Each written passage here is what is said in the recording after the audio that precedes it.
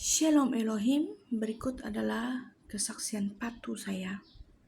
Pesan yang saya terima pada sebentar tadi ketika saya berada di dalam mezbah doa, bernegosiasi dengan roh kebenaran Bapak Yahweh itu sendiri setiap hari. Dan berikut adalah pesan yang saya terima yang Bapak Yahweh sampaikan melalui isi hatinya dengan penuh kewibawaan sekali kepada saya manusia debu tanah yang berdosa ini. Berikut adalah pesan yang Bapak Yahweh sampaikan kepada kita semua.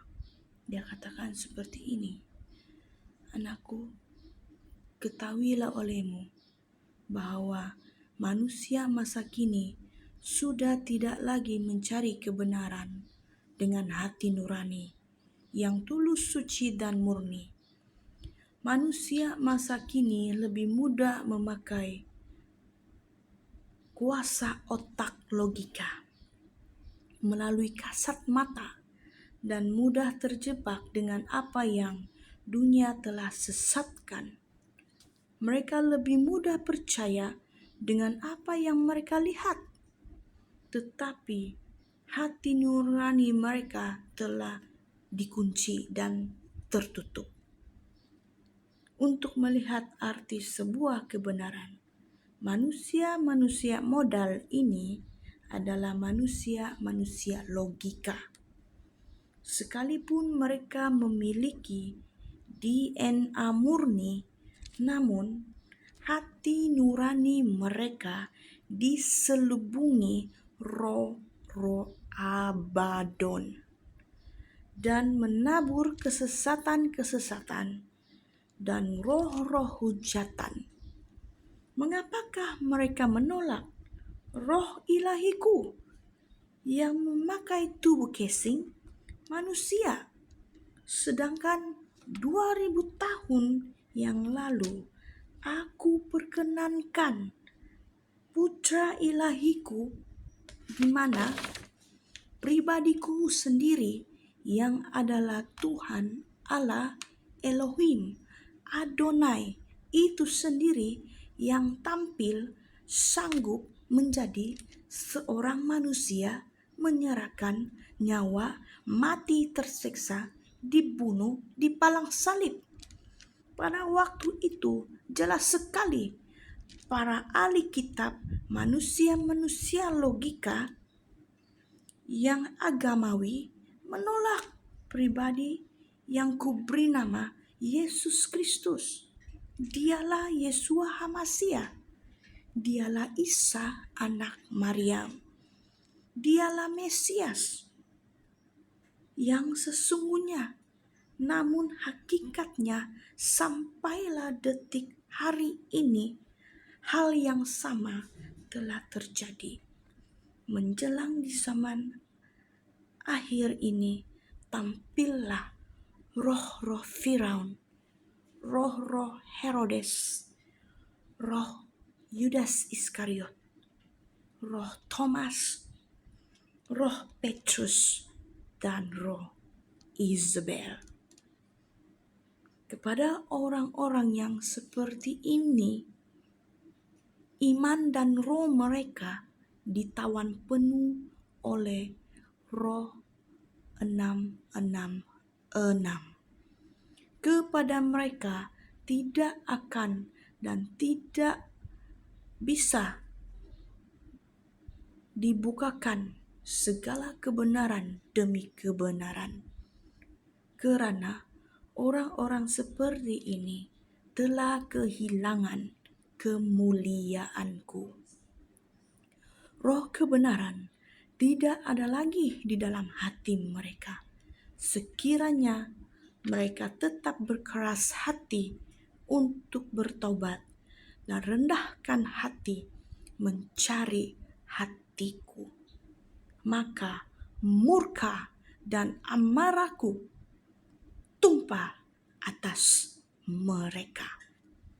Seperti mana di dalam firman-Ku di dalam Hosea 4 ayat 6 hingga ke-7 yang firman seperti ini, umatku binasa karena tidak mengenal Allah Yahweh. Karena engkaulah yang menolak pengenalan itu, maka aku menolak engkau menjadi imamku.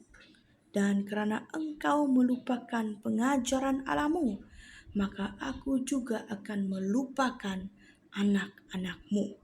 Makin bertambah banyak mereka, makin berdosa mereka kepadaku. Kemuliaan mereka akan kutukar dengan kehinaan. Firman ini jelas tertuju kepada orang-orang para imam. Siapakah para imam? Mereka adalah orang-orang yang mengaku diri mereka adalah pendeta pastor, orang-orang yang mengaku bijak pandai di dalam agama, mengaku diri mereka adalah yang paling benar, yang menabur segala roh-roh hujatan dan penyesatan akan dunia ini. Merekalah orang-orang yang tidak setia, yang telah berbuat kejahatan dengan menaburkan roh-roh fitnah akan pekerjaan roh Alfa dan Omega. Dengarkan apa yang disampaikan, bukan dengan melihat anak yang berbicara ini, tetapi pandanglah hati yang berbicara. Barang siapa mengenalku, dia akan mengerti siapakah yang berbicara. Suara dari manakah yang berbicara? Memakai tubuh casing. Anak ini, putri ini yang kukasihi. Dengarkanlah. Dan ini amaran keras kepada mereka yang menghujat-hujat, yang mengkhianat akan pekerjaan roh kebenaranku di zaman akhir ini, yang sudah ada dan telah ada, memakai casing manusia. Jika aku tidak memakai tubuh casing manusia, wadah manusia, jika aku tampil dengan kekudusan dan keilahianku, seluruh muka bumi ini akan diluluh ratakan karena kekudusanku, kedahsyatanku. Karena itu, karena kasih karuniaku, aku memilih memakai wadah seorang manusia yang berkenan, yang telah kupilih sebelum mereka berpijak kepada di dalam dunia ini. Barang siapa yang menolak mereka, mereka juga menolak aku. Barang siapa menghujat dan menyangkal mereka, mereka juga menghujat dan menyangkal aku, roh Alfa dan Omega, yang sesungguhnya sudah ada di muka bumi ini saat ini. Murkaku akan turun, murkaku akan tercurah dan ditumpahkan kepada orang-orang yang keras hatinya seperti Firaun, orang-orang yang sombong dan congkak hatinya seperti Herodes, orang-orang yang licik seperti Isabel, orang-orang yang menyembah berhala-berhala itu, orang-orang yang lebih menyembah kepada dunia ini, mencintai mamon. Mereka telah dikuasai oleh roh Isabel itu sendiri. Orang-orang yang memiliki iman Thomas, yang hanya percaya, hanya melihat, dan tidak mau percaya jika tidak melihat. Orang-orang seperti ini. Dan juga seperti Petrus yang telah menjual namaku sampailah mendapatkan apa? Hanya untuk memuaskan hawa nafsunya, karena uang dia jatuh. Tapi Petrus sempat untuk bertobat dan berbalik kepadaku. Demikianlah apa yang disampaikan melalui putriku yang kukasihi ini, yang aku berdiam di dalamnya, berbicara kepadanya. Dia yang telah kupilih, yang telah kupakai, telah kutetapkan menjadi jubirku. Pakai dia. Malah malaikat perkasaku, Riana, berdiam di dalam tubuh wadah anakku yang kukasih ini. Dia ditolak, dia dicemooh, dia dihina, bahkan dikatakan sesat, bahkan dikatakan gila. Dia ditolak dan hidupnya penuh dengan penderitaan yang tidak pernah putus. Tetapi anak ini merendamkan air matanya, sujud di kakiku siang dan malam. Dia bersuka cita, dia bersyukur. Tidak pernah ada keluhan dalam hatinya. Meskipun dia menderita, namun dia katakan, aku tetap mengucap syukur Bapa. Karena itulah aku berkenan kepada anak ini yang kupanggil Riana di dalam dimensi roh. Karena namanya yang dalam dunia itu sudah lama mati, sudah lama terkubur dan hidup kembali. Dia telah dibangkitkan kembali, tetapi dia bukan yang sama lagi. Karena dia sudah menjadi ciptaan yang baru. Rohnya bukanlah roh manusia yang lama lagi. Rohnya telah menyatu dengan roh malaikatku, Riana, yang penuh kemilauan, tingginya 3 meter, yang perkasa, yang giat bertugas. Saat ini, dengarkanlah pesan yang telah dia berikan pada hari ini. Tanamkanlah di loh hatimu. Jadikanlah pesanku, firmanku itu menjadi kalungan yang berharga di dadamu, loh hatimu. Jangan ada iri, jangan ada kesombongan dan kecongkakan. Meskipun kalian memiliki DNA yang murni, meskipun kalian sudah bersaksi, cantik elok bicaramu, tetapi hatimu sombong, tapi hatimu iri melihat orang-orang pilihanku yang kupakai, yang telah kukhususkan, tetapkan menjadi malaikat-malaikatku yang menyamar di muka bumi saat ini. Di mana ada iri, akan berlakulah ketidaksefahaman dan berlakulah kecemaran di dalam hati. Dengarkanlah pesanku, anak-anakku.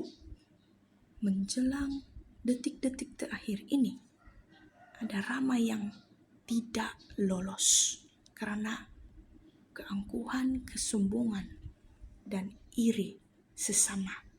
Tidak kira di dalam pasukan 77, dimanapun, siapapun mereka, saksi-saksi surgaku, introspeksi diri kalian, koreksi hati kalian masing-masing. Jika ada kesombongan dan iri, itu tidak berkenan, dan kalian tidak akan lolos masuk menuju ke gerbang Golden Gatesku, menuju ke kerajaan 1000 tahun damai. Karena itu, tetaplah merendahkan hati, tetaplah rendah hati. Teruslah bertanya kepadaku jika kalian memiliki persoalan. Teruslah melihat aku dan mencari hadiratku, bukan kepada imam-imam yang lain, bukan kepada pendeta pastor, dan tidak juga kepada malaikat-malaikatku. Mereka juga manusia biasa yang menyamar. Tetapi teruslah berbicara direct kepada rohku, karena rohku berdiam di dalam kalian. Karena itu penting untuk memiliki ketujuh rohku, dan aku akan berbicara langsung di dalam hati kalian. Jaga hati kalian. jaga mata kalian, jaga telinga kalian, dan jagalah lidah dan bicara kalian. Aku mengasihi kalian semuanya, mencintai kalian semuanya. Demikian semua para saksiku, demikian juga semua bintang-bintangku yang kupakai, Nabi Elia, Nabi Henok, di dalam pribadi Wita, dan angel, malaikat terkuatku Mikail, Rafael, Gabriel, Uriel, dan ketujuh bintang yang sudah ada, dan termasuklah malaikat yang kukasih yang berbicara saat ini memakai tubuh wadah wanita ini, malaikat Triana. Karena itu, anak-anakku yang kucintai dan kasihi, salam damai, salam kasih,